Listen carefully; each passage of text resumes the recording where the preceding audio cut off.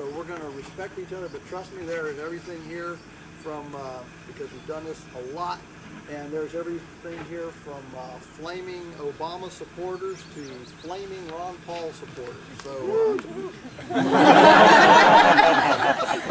come down, you can gather around as tight as you want.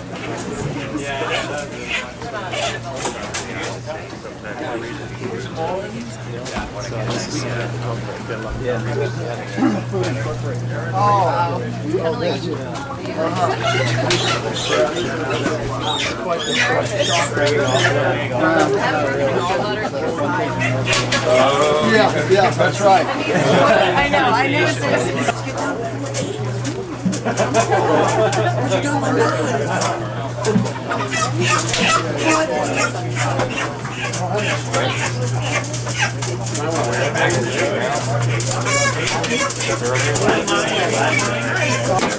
Started, we'll kind of explain what we're doing.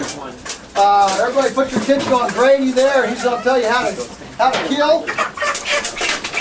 Alright, so I load them in. I mean, we load them, if you're right-handed or left-handed, it's going to be opposite. I'm right-handed, so everything's reversed if you're left-handed.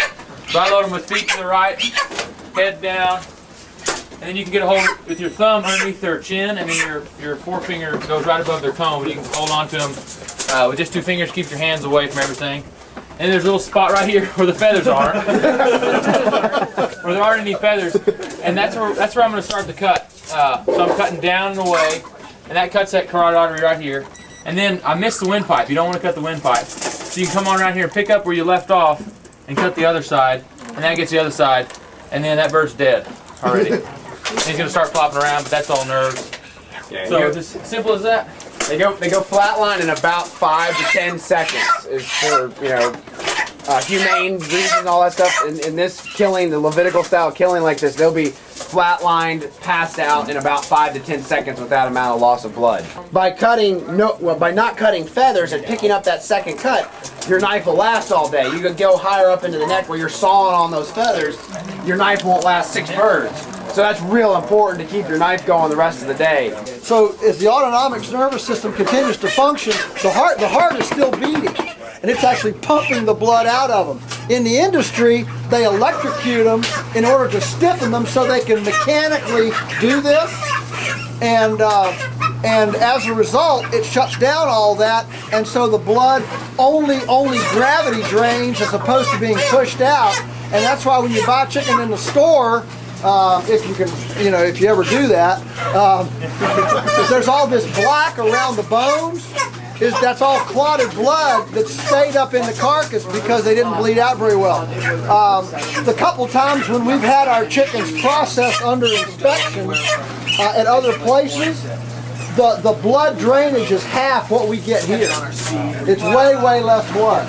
This is essentially a kosher type kill. How old are these? Anybody know? They're 8 today. Maybe 8 next week. The next step, so we've got the killing, then the next step is the scalding. It's 145-degree water for about a minute and 10 to 15 seconds. So the birds are rotated in there, constantly agitated. It's got a little bit of, safe soap in it, of any, light detergent to help penetrate the feathers and break down the surface tension of the water. It rotates the birds, agitates and completely loosens the feathers, and then they go to the picker, which is the next step. That just spins and picks all the feathers off, as you can see. And then they come here to this station where Matt is legging and taking the heads off. And they go to the gut station. So that's kind of, this process happens pretty quick. This is pretty straightforward stuff. We use Ashley equipment because we were able to get it. There's lots of different equipment on the market that we can look at later. Now we're talking about eviscerating. So I'm pulling heads off. First thing is to make this oil sac out up on the tail. In order to avoid bone shards. Keep the tail up. And most of the time they're rolled. Take out the oil sac. Around a little bit. And then the prop is right here in this front dimple. So I just break the skin enough, open that up, and there's the prop right there. Now the reason that it's flabby is because we took the feed away from them yesterday. So they ran out of feed about noon, and so you want them to come fasting in order not to have a bunch of feed and manure and all that stuff in the inside. All right, it just makes the processing much cleaner. So, I'll take, this is real slick, pull it down, pull it up, put my thumb underneath, pull out 2 pipes, there's the wind pipe and the esophagus, all right, and just leave that. Feet. Yep, for stock, for their in-house stock.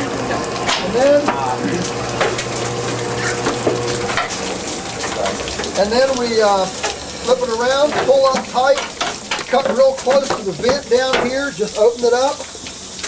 Again, we're tearing. We actually do very little cutting. In fact, I've had surgeons here, you know, learning how to do this, and they say that's the way it is in surgery. We do very little cutting. We do a lot more tearing. So anyway, this is our, welcome to our surgery, where all of our patients are never sick another day in their life. All right, so then you got that back end open up. The reason we want to cut low is because we're going to lose everything from here down below the vent. And so, you know, if you lose an ounce is worth a quarter. Doesn't seem like much, but when you add that up over 30,000 chickens, you suddenly lost a salary. So we're real careful about losing stuff, including the fat. So we go in first and take this big lump of fat right here that's on the gizzard and pinch that off so that it stays with the carcass, all right? You go back in and reach down, and what we're trying to do is hook the esophagus around the pointer finger here, and that leaves the heart and liver right here, okay? So without ever touching the table, I can roll that over to my left hand, pull off the gallbladder. There's the gallbladder, okay? And that's green bile. Okay? Large intestine in my hand, pull it to one side, cut down, pull it to the other side, cut down, then cut right under it, pull, and there we are, okay? No gizzard keeping. We don't keep the gizzards. Very few people want them, and in the amount of time it takes to clean $10 worth of gizzards, I can clean $50 worth of chicken. There's a lot of wild game. If there's the blood, there's no blood here at this point. It's just That's amazing. right. There's no blood whatsoever. There's no blood at all. That's amazing. It's just totally amazing. And of course, then by definition, that means that they can't bruise, because a bruise is a blood. Yeah. I'll be looking for the veterinarian to help me out on some of these things, but you know, a bruise is a blood hemorrhage, right? And so because there's zero blood, there can be no bruising from that point on. There's no blood in them. Pretty Would cool. you mind narrating the whole process again? The evisceration. Evisceration, yeah. Okay, here we go. With the no tearing and all that. We got 3. All right. you. Okay, all right. Here's the last bird. Okay. Here's the oil sac. I'm gonna pooch up the tail with my finger and take out that oil sac. Because that oil can taint the taste of the chicken when you cook it. That oil, that's how they keep their feathers oiled. They wiggle their tail, you know, and release oil. Okay, so I'm going to turn the bird around, and I'm going to, right here into this dimple here, I'm going to pull that skin away and just cut it enough to tear. Here's the crop. I'm going to pull it down and then pull it back up. Poke my thumb underneath the 2 pipes. There's your windpipe and your esophagus. I'm going to leave that with the bird, flip it around, pull up tight here, cut right above the vent, again just enough to get my fingers in and tear. Then I'm going to go in, pull this fat off of the gizzard, okay? Then I'm going to go in and scoot down and hook the esophagus around my pointer finger, roll it over into my other hand. There's your heart and your liver, okay? That's the gallbladder. That leaves me with everything in my left hand, with obviously your right hand would be opposite this. So I'm going to pull it this side, cut down, underneath the vent, and there we are. And if you'll notice, one of the first things that novices have to learn is you want to cut so tight. See these 2 little globs of fat on the pubic bones? You want to leave those 2 globs of fat. That's worth 15 cents. okay, and its taste. All right, and so that's one of the critical. In other words, typically newbies always cut way more and scoop this all out, you know, nice and clean. But we want to keep these two little special little globs of fat right there on those pubic bones. And there you are. Don't you take the lungs out? Well, yeah. For this, I'll take the lungs out. Okay. All right. So I'm gonna scoop down. Yeah. Finish the job, right? Okay. So there's your two lungs, and squirt it out, and you're up and running. And Joel, generally speaking, you'll have somebody else do the final cleaning. Is this sort of a station? Yeah, this is a station. Yeah, normally we gut here, and it goes up to have the lungs pulled there. And if you'll notice now, they're cutting a slit. They're cutting a slit to tuck the legs in the back end. See that? To make it real pretty. Taking the position that our customer buys the chicks. You can have your customers buy chicks and just you know, the Adjuster herd share milk thing, and you just laser for them, and the processing is free. It just so happens that all of our customers want them processed. You know. But you know that can be done. I guess my point is that we need to be really aggressive and creative about resurrecting our heritage food system, which is now moving fast underground. Everything that we're doing from a heritage indigenous base, unfortunately, is being demonized, criminalized, and marginalized by the by the powers that be. And so, if we're going to preserve this for our children and their children, we're going to have to be not timid about moving forward. I mean, if you've read any of my books at all, you know the state tried to close this down numerous times, called it unsanitary and adulterated because, you know, flies can get in there. It's not closed. We had an apprentice, just to show you the creativity, we had an apprentice in Washington State. They came in and told him that he couldn't do this, and so he got a copy of the law. And one of the rules of thumb is if you have to ask the bureaucrat whether you can do something, you're not ready to talk to the bureaucrat. What you do is you tell the bureaucrat what you're going to do. If they don't like it, they'll tell you. But the day you have to ask them, they're in the stopping business. Their business is to stop you, because that makes their life real easy. They don't have to deal with, you know, creativity. They don't have to figure out a way around this. They just stop you. So anyway, we got a copy of the law, and it said he has to have a wall, and he has to have screens on the windows.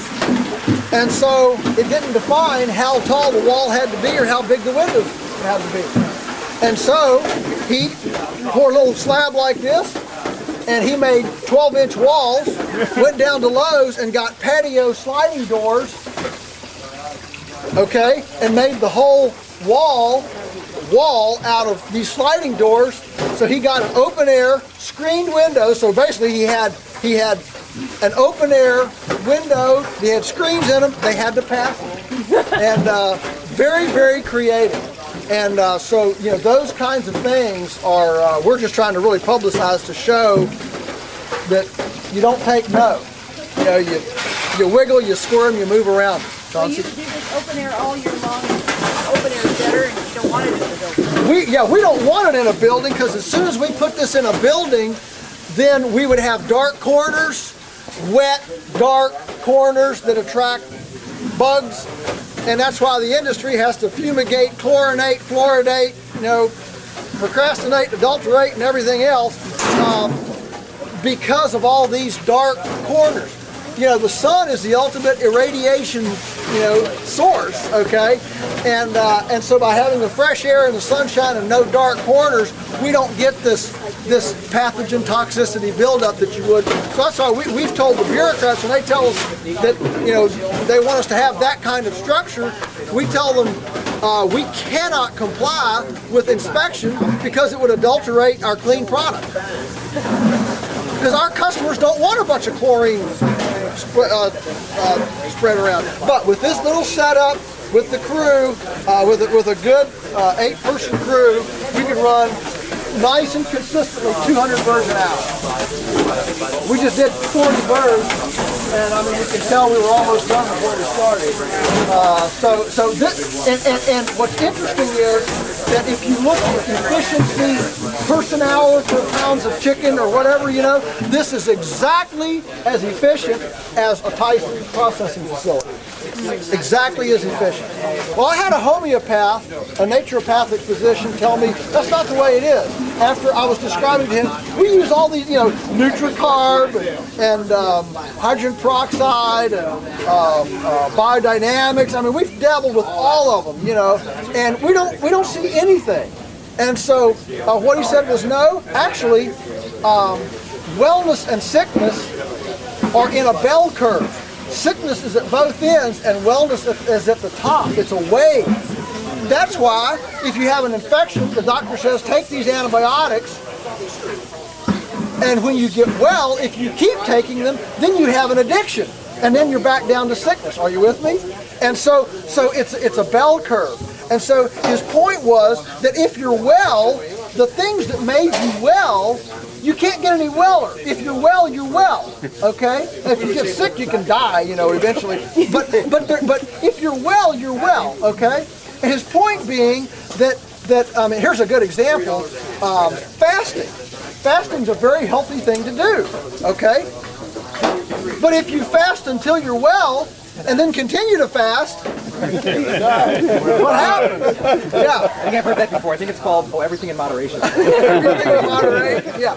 And so the point is, here's the point, that as we have tried these you know, miracle things that people in the industry get huge advantages from, they don't do us any good. We think because our animals are well, our system is well, and you can't get any weller, so you don't get any kick from it.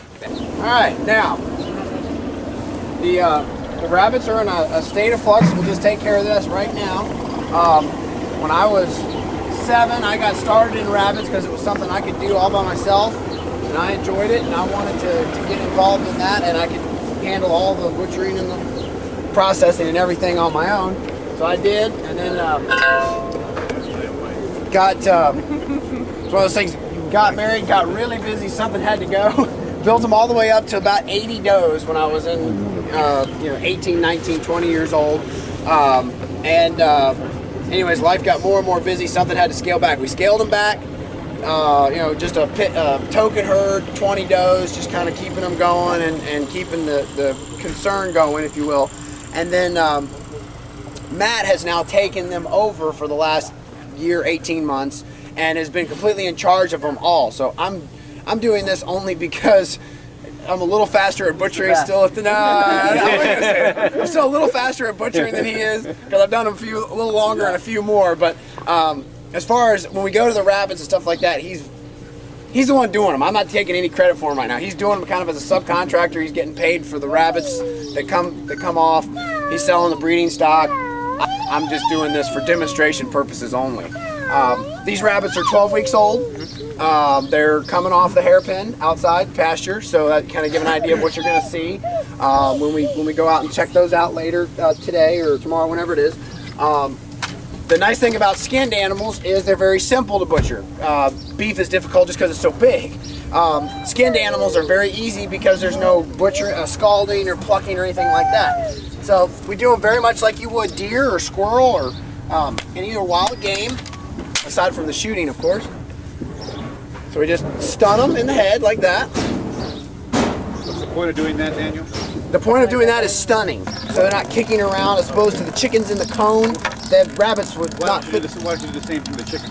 Why the chicken? Because they sit in a cone. Rabbits aren't going to sit in a cone. Oh, I see. Rabbits are a little more slender, cylinder style than chickens, yeah. And they're a lot more agile. So, rabbits are just one side. So I'm coming right down, I'm hitting right on top of the ears. I'm holding it straight down, and I'm using a downward motion, just like 10% off vertical. Whoops. Straight down. You want that head to snap back, and all that's doing is stunning them. Now, I don't think he would wake up from it, but the idea is just to stun them so they go limp. They don't feel the knife. They don't kick around much. It's just nerves there, and they don't, because they'll actually, you know, dislocate hips and things like that if they're flailing around without being stunned. You know, give them 30, 45 seconds to bleed out. Hold them on the broken like that, does that keep them still in That keeps them, yes. I was grabbing them just like this, right in front of their hindquarters. You can actually pinch your thumb and forefinger together right here because their guts kind of drop down in the front of their stomach, and you can actually grab right here, and it keeps them from being able to reach around and scratch it. Can you show me where the vein is? Sure. Yeah, it's just right here on the side, right in there. Okay. It basically, I mean, you cut here the same as you do the chicken, and the idea is you basically are following the jawbone. If you rested the knife right here on your jaw and followed that line all the way to your solid windpipe here, that would be the slit that you're making. Okay. That's on the left side of the rabbit. Doesn't matter either way. Usually it's on the left side. Actually, it's easier to get on that side. Yeah. Daniel, are there legal limitations on the quantity you can do like there are? No, rabbits are completely free of inspection. That's the nice thing about rabbits, is they're not really an agricultural commodity, at least addressed as. So this right here, I've been in state inspected plants. The only difference between this process and their process is a little more stainless steel, and really not much in the way of inspection. They still hang them up the same way. You're outside, they're not outside, right? I'm outside, they're not outside, but they could be. There's really nothing to say that they can't. So no, I can sell these anywhere. Restaurants, individuals, without limitations. Without limitations, whatever, as many as you want to do. Do you save the fur and sell it? I do not, because the fur market is in the tank. I'd have to salt it, scrape it, sell it, and I'd get about 25 cents of hide. It's not worth it. Did you ever sell it? No.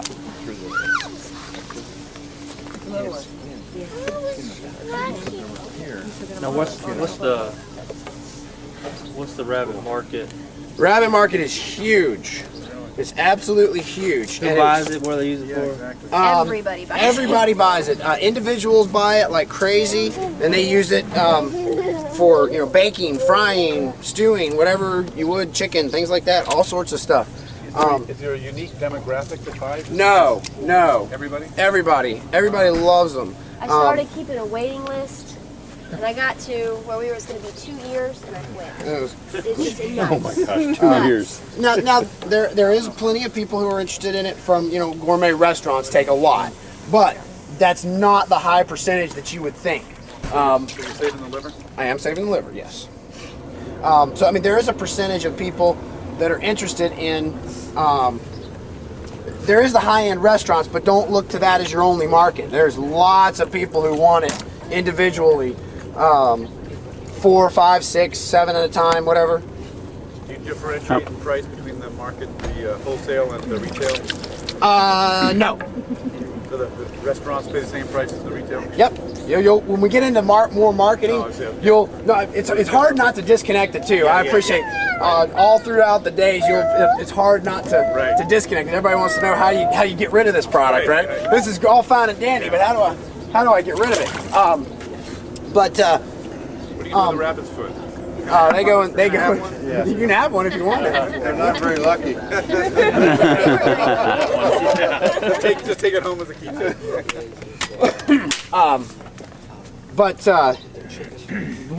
You'll see. We can kind of go ahead and cover this since it came up. The basic idea is, for us, we have what we call a farm gate price, and that is period. If you went to an artist, because this is artisanal food, okay? If you went to an artist and said, "Hey, that's a pretty painting, and it's $1,000. Could I have 20 of them for $500 each?" He'd say, "No, it takes me just as long. It's a painting, it's an art." It's exactly like that. If someone, right, when someone calls and says, "I want 100 rabbits, can I get a break?" No. The answer is always the same. I mean, there are products that we can give. Discounts to. Ground beef, beef bones, sausage, that kind of thing. We'll get into that more as well. But the idea is that the main product price is set, and that if you come to the farm and pick it up fresh, that is as close to a wholesale break as you're going to get. After that, everything is just more expensive. Freezing adds money, delivery, further packaging, further breakdown, whatever. Okay. It all just adds to it. I'll get done with this one, and then I'll walk through the actual butchering process of what I'm doing. These look smaller than the chickens. How many pounds are they? These are gonna weigh really close to 3 pounds average, actually. The broilers are gonna weigh about 4 pounds, so they're about a pound left. That's a liver. Okay, and you're butchering them at, you said, I thought 7 weeks? 12 weeks. These are 12. The broilers were 8 weeks. These are 12 weeks. And so these are really more expensive to bring because you're. You got more time in those. Yeah. Slightly. So what's the price difference between those and chickens? $3 versus 5. What is it, Matt? 5. These guys, $5 Yeah. a pound. All right, this is the offal compost, and these are just wood chips. Of course, the guts are nitrogenous, and low gear. Trying to keep not burning out clutches around here. Okay. So you see, we have a lip. This is a sunken area here.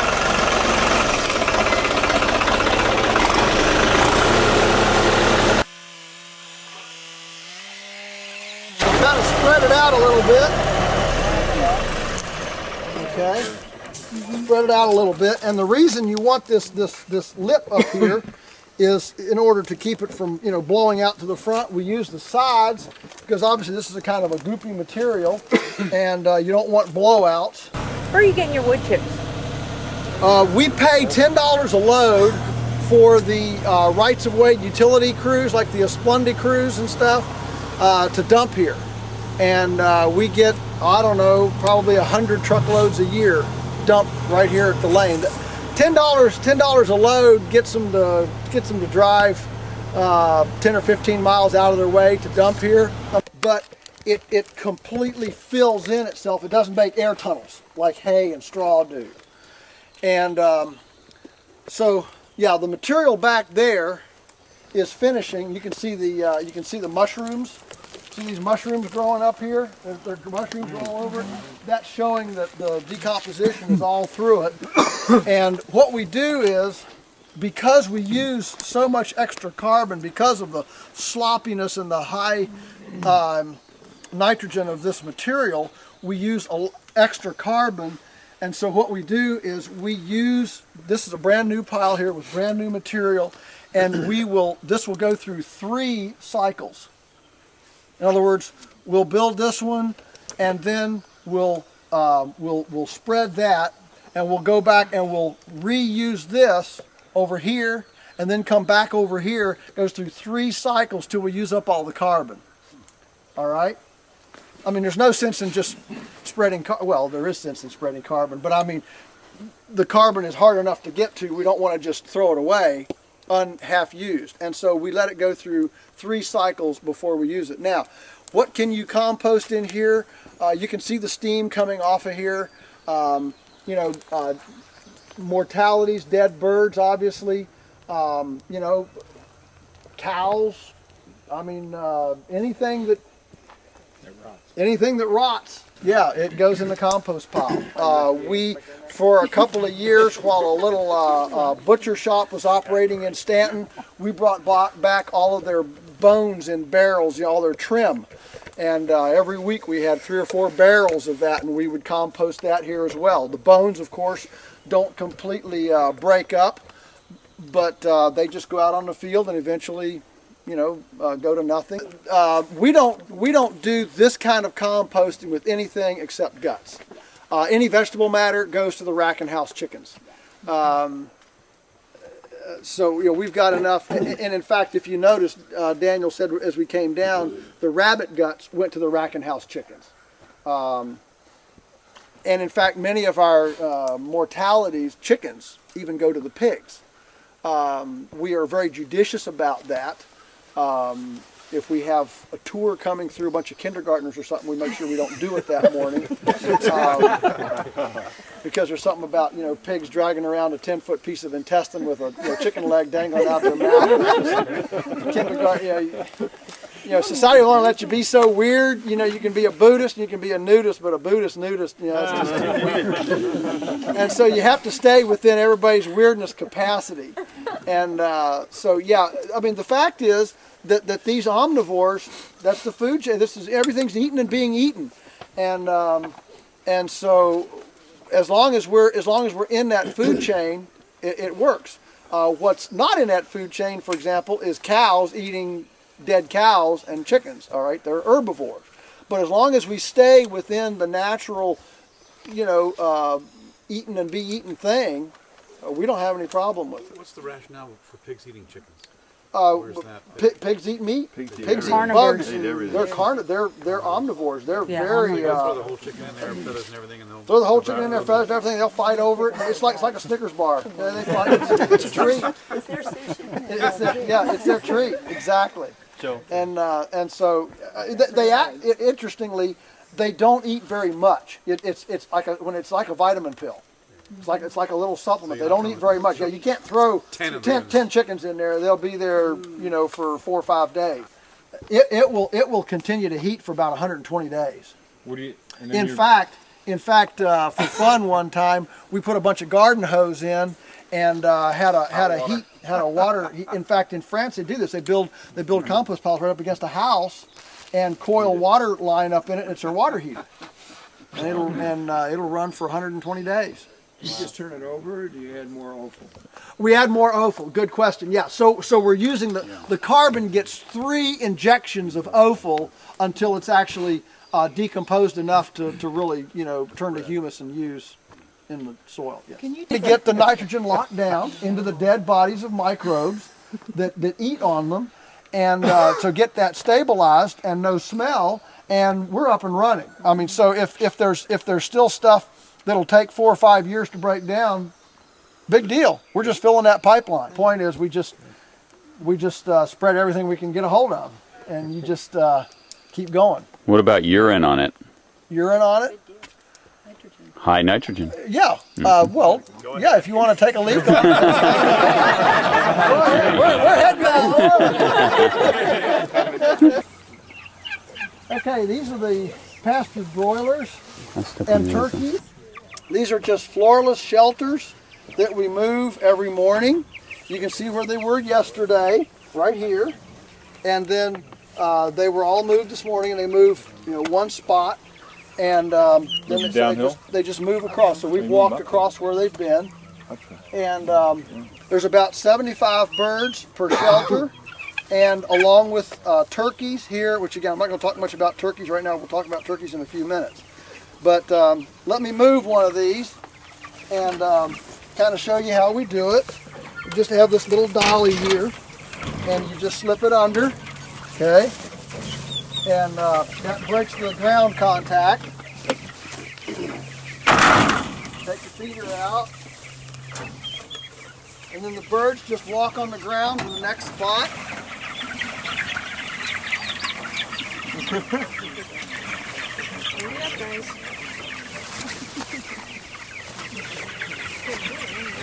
Keep going. Yeah, you got one. These are young. They're still learning, but you kind of jerk it along a little bit, and they move right along. But that right there is the sight stake, so that this row can stay on course and doesn't come over too close to that one or too far away. The thing we're looking here is principle. The principle is that they get a totally fresh salad bar every single day, and they get moved away from yesterday's excrement. And so if we're not going to use the antibiotics and all that the industry uses, we have to institute enough of a positive model to compensate for those negatives that we don't want to use. So often, we think of organics as being a system of no's or I don't, as opposed to a system of yes, I do.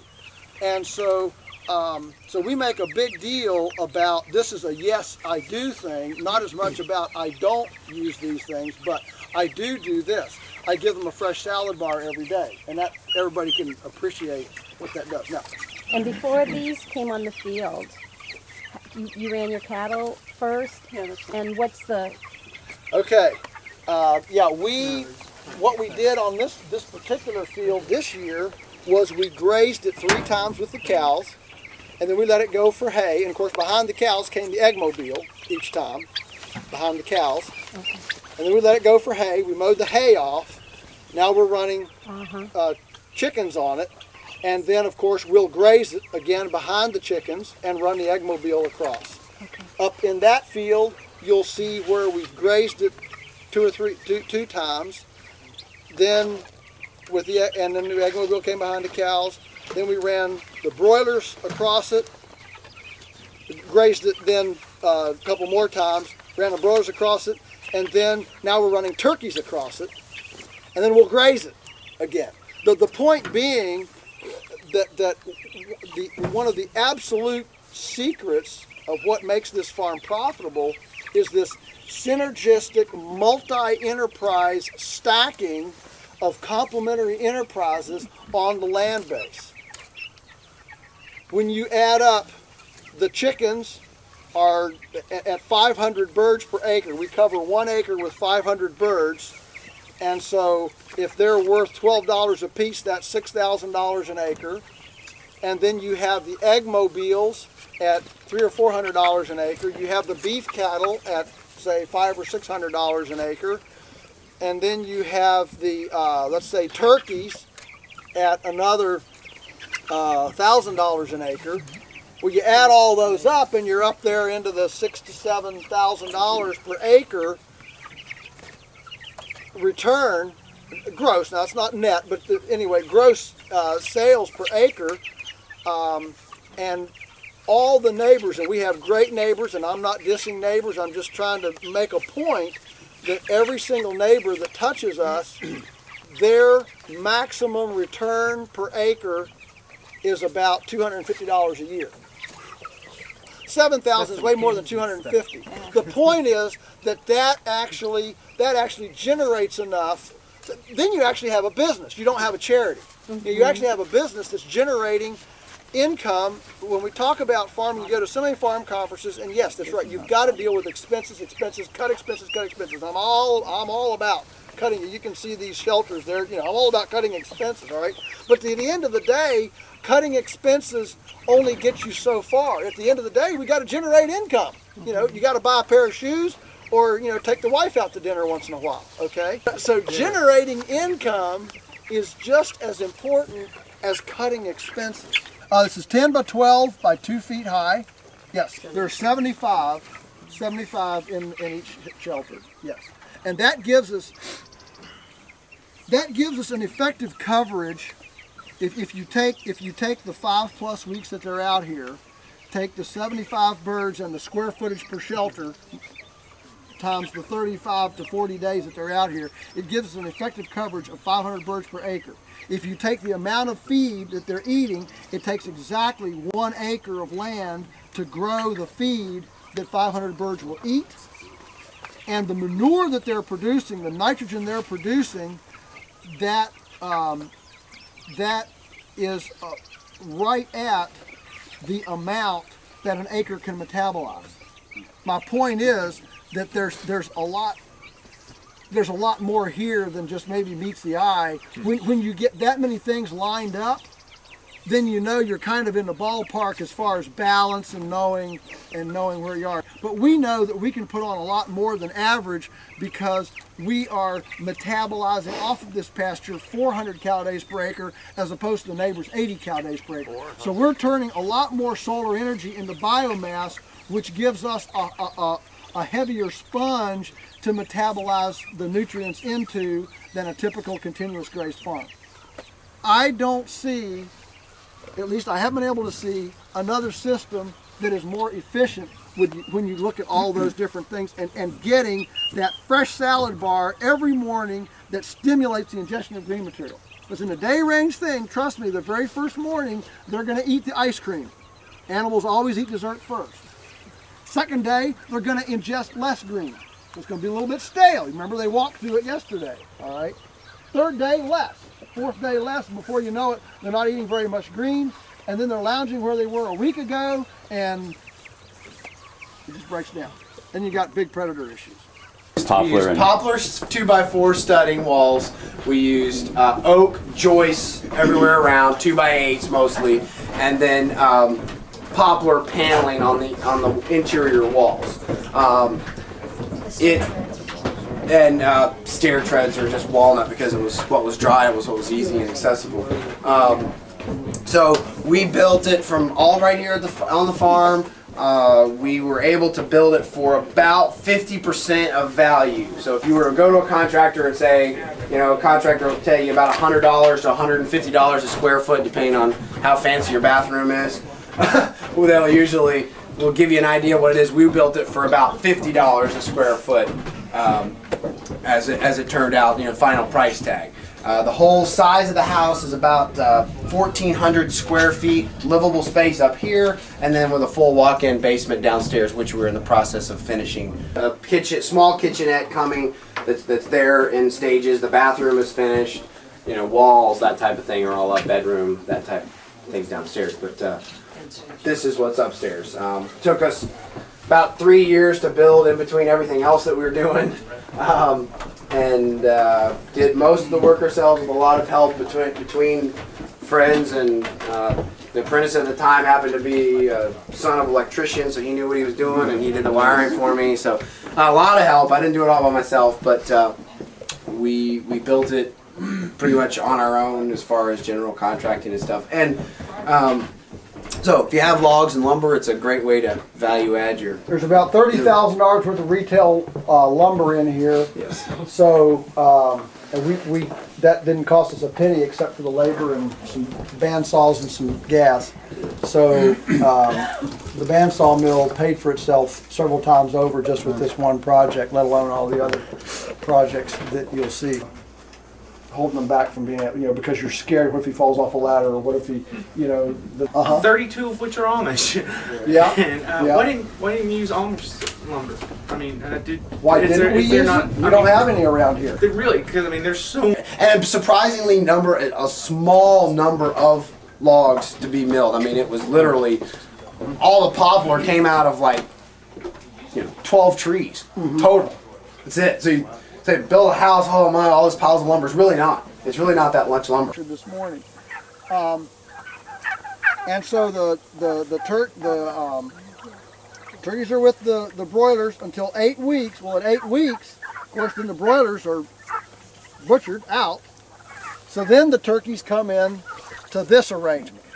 So that's the three, the brooder, with the broilers in the field, and then here. By the time they get here, so these turkeys here are, what are they, 10 weeks? They're about 10 weeks, right? I think so, 10, 11. And you keep them on this arrangement for how long? Each day? 16 weeks. The turkeys go 16 how weeks. How often do they move? All right, they move, right now we're moving them about every 2 days. Every 2 days. So they ate all that grass in 2 days. Turkeys eat up to 50% of their diet on grass. They are much better grazers than chickens, much better. Which means that the actual difference between our pasture turkeys and the store turkeys is greater than the difference between, imagine this, between our pasture chickens and the...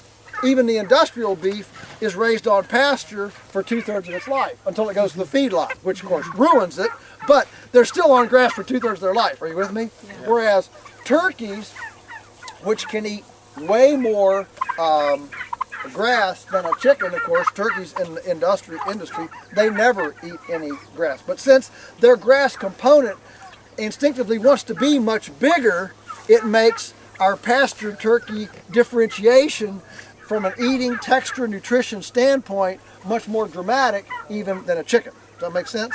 What about the breeding difference in there, or the difference of breed? I mean, what I would like to see is, let's appreciate the nice double-breasted, some of the things, the conversion, the things that have been done with these turkeys, but let's take, for here would be my dream, among these turkeys there are probably 20 here that are grazing 50% more than the rest of them. When we butchered them, if we had tagged those turkeys, when we butchered them, the ones that had that brilliant yellow fat that indicated more aggressive grazing, if we could identify their parents, then we breed those parents back, and within just very few years, we could develop a double-breasted, a breed that was adapted to our areas, so the heritage we would give our grandchildren would be the genetic memory of something that is mid-Atlantic adapted with that genetic memory, as opposed to freezing what was done in Germany 200 years ago that worked. You with me? So I want you to just appreciate and see this. This is brand new. You're the first group to see two. We'll see one today and one tomorrow. Brand new designs. Okay? Yeah, because we are constantly, when everything moves and is portable, you're constantly trying to, how do you scale it bigger, keep it light, so the wind doesn't blow it over, but you can still move it, blah, blah, all these things. So this is the newest evolution of a turkey shelter. I call it the Roost Mobile. These are perch boards. We've already learned one thing about it. You'll see a similar type thing over tomorrow with the feather net. These are new designs. These scissor truss designs. But one of the things we found out with the chickens will actually jump and kind of flip their wings, and they like roosts kind of far apart. The turkeys only will step. So we've already had to come in and retrofit and double up the roost. Get under. Okay. Yeah. And, some of you might be looking at this saying, my lands, and this is a brand new structure, and look at how they One of the reasons, we got to the roof, last week, about the roof, and, well, we got a bunch of scraps lying around. And one of the reasons that we used up the scraps on this, we call it the patchwork roost mobile. One of the reasons we used them up was I want to encourage people. I don't know how many people I've had come here that are engineers and design experts and whatever. And boy, you go to their places and you see the stuff they're building, and I mean, it's taken them 3 months to get all the angles squared and all the, they want a CAD program to build a chicken shelter and stuff. And I want to empower you to realize how simple some of this can be. And just so we don't miss it, I hope everybody appreciates just how pretty this is. It's just pretty. When you bring chefs, kindergarten classes, customers, they're mesmerized. I mean, what can be prettier? I mean, that is just, you can tell they're happy. There's no flies, there's no smells, it's gorgeous. And our belief is that we need good food production in the kitchen. Good cooking should create great aromatic experiences. Well, that great aromatherapy should penetrate all the way to the field, and we should be having models that are aromatically and aesthetically sensually romantic. Okay? And that is, we think it's a fundamental requirement for food production. That's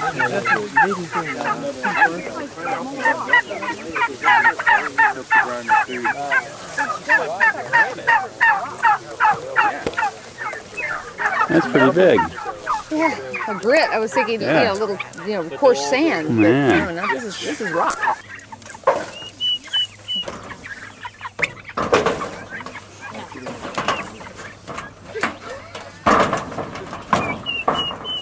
You ever have any of these blow apart in a storm? Blow apart in a storm? Very seldom. Once in a while there'll be something strong enough to knock a couple lids off, and maybe 2 years in 30 years, 2 times in 30 years, we've actually had some significant destruction. But only 2 times in 30 years. Haven't planted a seed in 50 years. 50 years, yeah. Never reseeded it. And when I was a teen, I could walk all these fields and never set foot on a piece of vegetation. It was that sparse. We used to pick dewberries by the bucketful. Dewberries, you know, the little ankle scratchers. And so, you know, it's changed a lot since then. It's gone from an average of 1.5% organic matter to 8% average. And that's just from, what's the first thing you did then to get that started? The controlled grazing with the cows. And then, of course, the chickens have simply speeded it up because they're dumping on them. You got to understand that the land around here, we're in the Shenandoah Valley. This was the breadbasket of the Confederacy. All sorts of stuff. But again, we built ponds, hauled the dirt up, and covered everything in, and took these fields that were all broken up with these big, deep, 10-foot deep gullies and trash, and made these pretty fields out of them. So we got the gullies covered up, and we got ponds. And you never planted any grass? Never planted any grass. Haven't planted a seed in 50 years. How long did it take? How long did it take? Well, it took a long time, but we didn't know much then.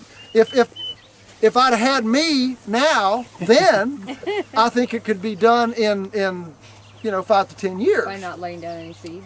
Yeah. Do you put seed in the mineral mix? No, we don't put seed. No, we haven't bought any seed. No. Is there a problem with doing it other than expense, or? Is there a problem with, no. Look, we have planted seed if we're converting from forest to pasture, or on a rental farm, if there's a cornfield and we're going to pasture, then we plant seed, yes. But if it's just an old worn out pasture, the problem is not seed, the problem is fertility. You put the fertility and the species will change. They'll change by default. Well, succession will naturally occur. Our fields are just a field of dandelion. It's yellow. Dandelion? That's all there is there. Where there's anything. Yeah. You know, I don't think we wait 5 to 10 years to get it fertile. I mean, so I'm just, we're going to seed ours. Isn't that a quicker way to get the thing going? No. Because the dandelions are symptomatic of something going on in the soil. Okay, what I'm trying to tell you is that the seed bank is there. The seed bank is there. Clover seeds will stay viable and germinatable for 1,000 years. Okay? I mean, I can tell you these fields 30 years ago, you'd have thought that we were growing broom sedge, hawkweed, and dewberry vines. That was our crop. Okay? And bare earth. All right? We never planted a seed. As the conversion, as the fertility built, we had broom sedge, we had healthy red clover growing up right through the middle of broom sedge. Broom sedge is an indicator of low calcium. All right? Red clover only grows where there's a lot of calcium. It's the queen of the calcium eaters. And I can tell you, we had lots of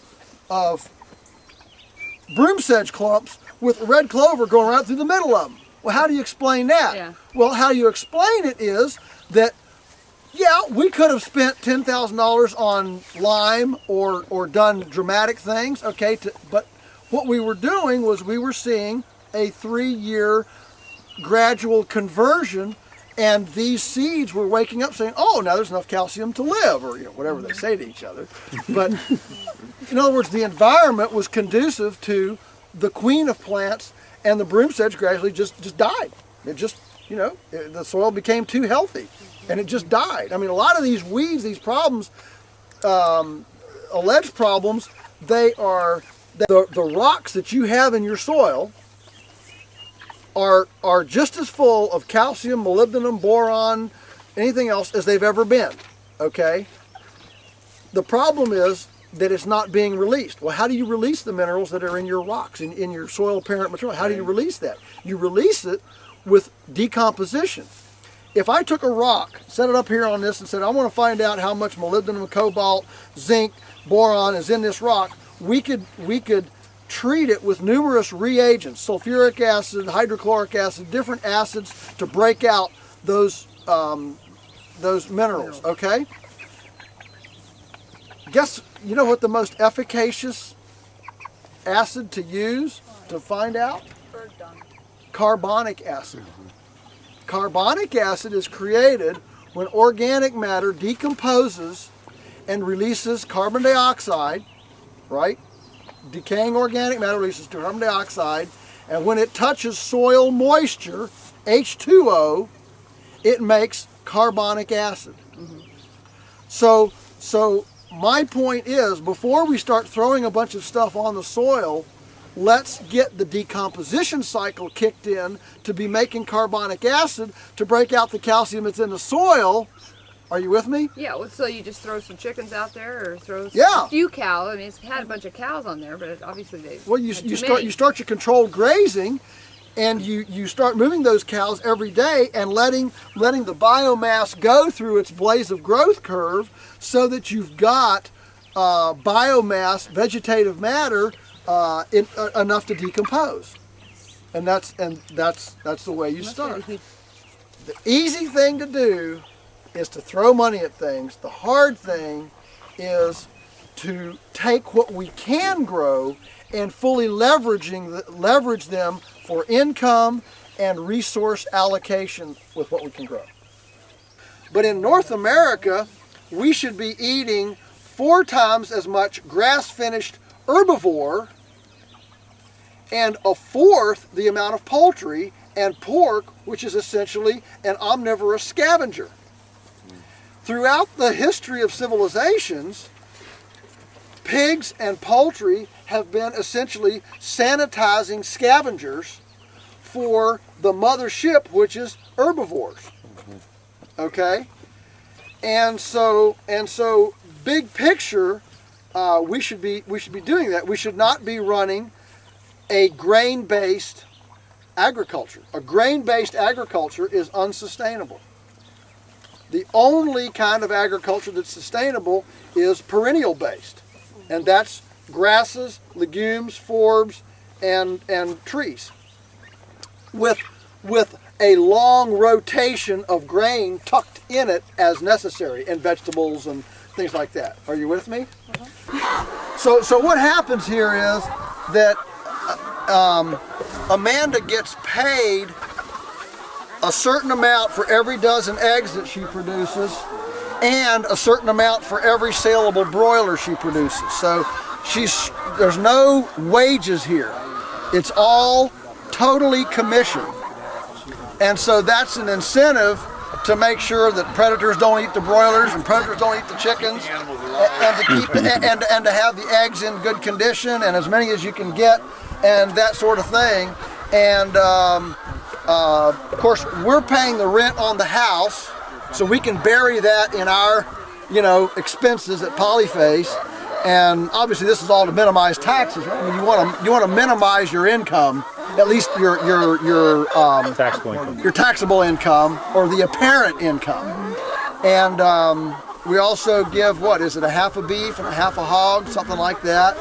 And then, of course, support. Help and things like that when needed, as needed, as called for. But she's pretty independent. Don't let her fool you. I try not to call. You've been trained not to call. She's one of my least dependent children.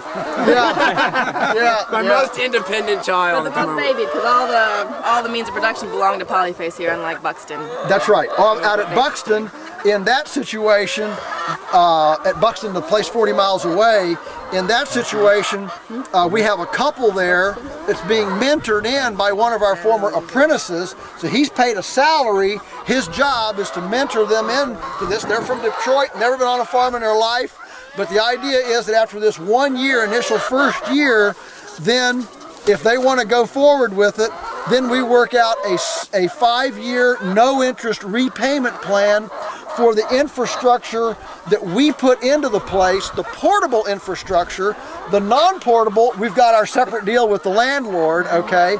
The portable, they will have a 5-year payback plan. It'll end up being about $40,000 of all the shelters, the egg mobiles, the processing equipment and everything. The point is, though, that at the end of a total of 6 years, they will have come right out of the apartment in Detroit, never been on a farm, and will own all of their infrastructure and their birds and everything, they will own that as fully bona fide farmers. Here, but they're responsible for processing back everything. Here, Amanda is she doesn't process the birds, doesn't buy the, they out there, they're full subcontractors. They have to buy the feed, own the chickens, buy the chicks, everything. We just guarantee them a market because they're following our protocol, and anything that they want to sell independently to neighbors and whatever is fine. Okay, we don't even, that's fine. They can do all that. So every one of these arrangements is a different arrangement. This one here, we own the shelters, we own the egg mobiles. In fact, in the fall, we tow the egg mobiles home and put those birds in the hoop houses for the winter. So this all gets shut down. But this is basically an 8 to 9 month on and 3 to 4 months off. Very light living expenses. Amanda has a real nice garden down there. She's producing most of her own, so she gets most of her own food for free, except for the labor. Housing is free, and then as a contract commission-based labor. And what this does is that it allows her to do as much or as little as she wants to do. And we're on track for, we want to be open here. We're on track for, you're going to make 20,000. Yeah. Yeah. Okay. I think so. 20,000 with no. I think so. In 8+ months. Yeah. With no mortgage, no rent, almost no expenses. No commitment. No commitment. Unlike Buxton. Unlike Buxton, that's right. I'm still trying out farming. I'm trying to change professions, so. But I'll tell you, I don't have any abashment of saying how proud we are of what Amanda's done here. She has done a super job. No good dog. Thistles. This field right here was about 90% late in the summer, ragweed, monstrous ragweed, 12 feet tall. I hadn't seen anything like that for a long time. And anyway, so this is our 4th year. The first year we did bush hog some. The second year we bush hogged almost none. And the last 2 years we haven't bush hogged at all, as we've gradually gotten the weeds and things under control. To buy this land here for $8,000 an acre, even our systems can't cash flow that. And so, as Alan Nation says, he says we may be entering a time that's more European, in that the landowners become old money, and land is purchased as a defensive posture, like the royalty of Europe. And land management is done by people who are economically offensive and are gaining wealth over time. Urban refugees that have bought their 40, 50, 60, 100 acres in the country with their e-boom money, all right? And they've been told that farmers are bad. And we don't want to deal with farmers. Their cows are melting the ice caps. A first of its kind seminar this spring on trying to get their membership to understand that production agriculture doesn't have to be an ecological disaster, which was kind of a big step for an environmental organization. And interestingly, at that seminar, for the first time in America, I heard the word tenure used. We are entering a phase, I think, in our history, in our culture, where tenureship, leasing, and renting are not only viable options, but they are newly viable options because the landowners aren't looking for sharecroppers. But they want somebody that can make it pretty and make it beautiful. And if there's anything that pastoral, grass-based, multi-species livestock farming offers, it is a beautiful landscape. I mean, this one here, the second year we were here, I mean, neighbors, old codger neighbors were driving by stopping at the landlord saying, I don't know what you're doing there, but it's prettier than I've seen it in 20 years. Well, the landlord just, that just makes it okay. Now, just to show you the magnitude of this, we now lease 5 farms. So there's this one, we'll go to the other one here in a little bit, and then there's another one about 40 miles away in Bath County, and 2 more adjacent to each other, and you'll meet Nathan tomorrow evening, and we have, at that stage, we have former interns and apprentices subcontract growing on all of those pieces of property with chickens and multi-species, and Nathan's doing a herd share with milk, so he's going to be over to talk to us tomorrow evening right before supper. We're going to go see Eggmobiles. This is exciting. Okay.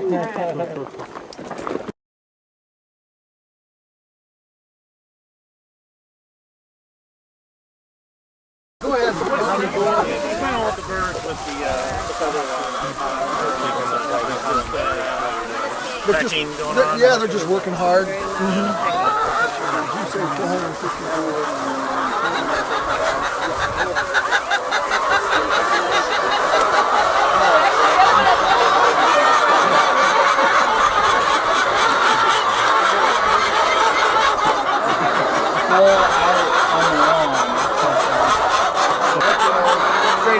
You're going to replenish your laying stock. When will you bring those? You'll brood them when? And we've started a batch of pullets early in the spring, about February, and then we'll probably start another batch after the last batch of broilers go out in September. How many Eggmobiles do y'all have? We have 4 here, which is 4 meaning 1, 2, 3, 4. The one down the field to the left when we get there. They're 450 per section, so it's 900 layers per section, per set. We're going to close up the nest box. Did you say 2 bucks a month or twice a month? Once. Okay. In the evening? Yes. That's closed up. Okay? So in the morning, she's going to drop it. Alright? Then at night, after dark, if she's going to move it, after dark, after they go all in by themselves, she's going to do that about 4 o'clock in the afternoon. 0.6 eggs per day. So in other words, in 2 days, they're going to lay 1.2 eggs. All right. For example, these are 2-year-olds. Their first year, they went to a feather net because that's when they're the most valuable. You want them under the best control when they're you ready to go? Okay. When they're the most valuable. Second year, they're less valuable because they've already laid a year of eggs. Now they're out here. The third year, they're going to go to the racking house just because they're close and we can reach in there and grab them and butcher them for stewing hens whenever we want. We gotta go. Honestly, I don't count them. Chores take as long as they take. Like right now, I'm pulling these broiler pens through thistle stubble, and they're little bitty chicks, and they get stuck in it, and they get pinioned between thistle stalks, and so it takes me a long time to do those chores. I don't count. I'm happy if I'm in I go out in the morning 5:30 to 6, and then I'm happy if I get in by 9, so that's morning chores. And then egg washing, and then afternoon chores, and when the cows come out, cows on top of it. What were you doing before? I was a civil environmental engineer, and then so interesting what things going on right now. Yes, it is. Yes, it is. Interesting is one word for it. Interpret words. Yes.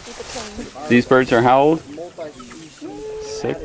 4 weeks? They're the same age as the young ones we saw at our place. Okay. They're 4 weeks. 4 weeks. 4 weeks exactly. Yeah, because the others are 7. There's 3 weeks between each batch. 3 weeks between each batch. Still do the brooding over there? Yeah. I'm so close to Polyface. They do all the brooding, slaughtering. It makes a lot of sense. But we slaughter the layers after 2 years of production. We slaughter the layers. Oh, 2 years. 2 years of production, but 3-year-old. So. Yeah. Oh, okay. Yeah. They're over. Yeah, they're anywhere from 2.5 to 3 years old when we slaughter them. Yes, as stewing hens. Whatever's left, whatever. I mean, we sell, I don't know, 1,000 to 2,000 a year of ready-to-lay pullets. Some of them in fairly large, 200, but a lot of them 5s and 6s and 20s for, you know, for backyard flocks. I mean, where are you going to get a ready-to-lay pullet with a full beak and not medicated? You're not going to find one. It is. Okay, I'm going to go ahead and move these so they can settle down, and we can talk about it after they...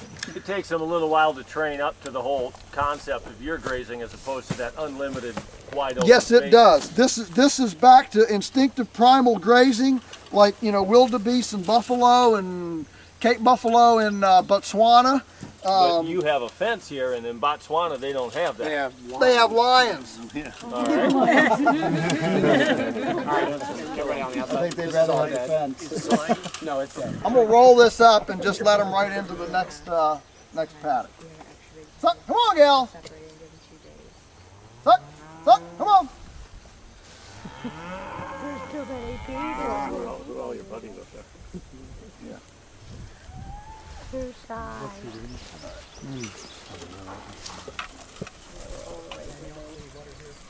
No, this is off a creek. Pump from a creek. So they would come up here. No, maybe. No, it's pump from a creek. Oh, you've got it. Yeah, it's all, everything's a water system. It comes out of that hose right there. I don't pump anything.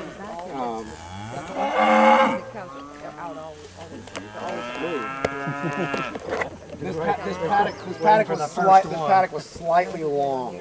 When the cow days is so high like this, you miss it by 20 square feet, and you're too long. Wow. I mean, you miss it by a quarter acre, and you've missed it by 50 cow days. I mean, when the cow day is 150 cow day grass, you miss it by a third of an acre, you're off by 50 cow days. Yeah, okay. So what's our tonnage out there right Daniel, now? what do they not eat over there, that green stuff? That is blackberries, wild blackberries.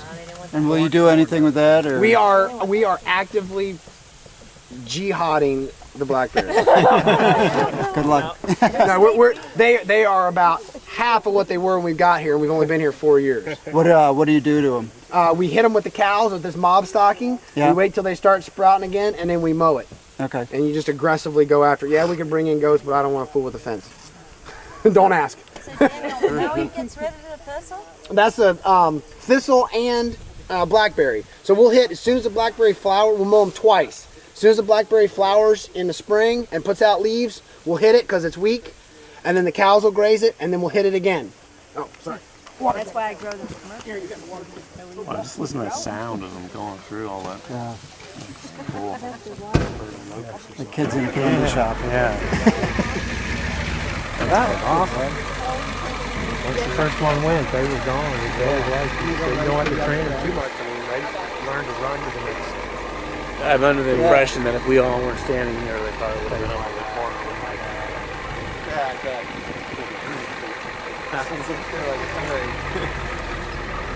I'm not used to morning. So I want you to think about something a minute. In our county, the average cow days per acre is 80. That's what our county is. 80 cow. A cow days what one cow will eat in one day. Everybody follow that? In our county, the average is 80 cow days an acre, which means the average farm requires 4 acres per cow. 3 times 80 is 240. That's the grazing season. 1 acre of hay at 120 cow days, 240, 120 is 360. There's your year. 4 acres per cow. Are you with me? Okay. Right here, we're getting 150 cow days per acre. We're getting almost double the county average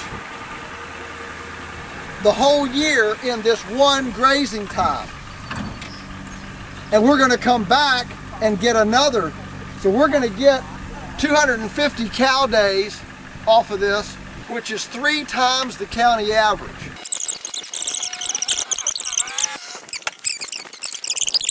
Two pounds of gain per cow equivalent today per day. If that value, if that pound of gain is worth, let's just say $1, that's $2 per cow day. All right.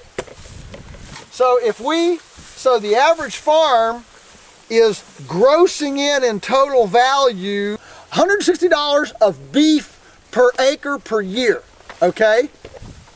we are getting at 250, we're getting 500 per acre per year.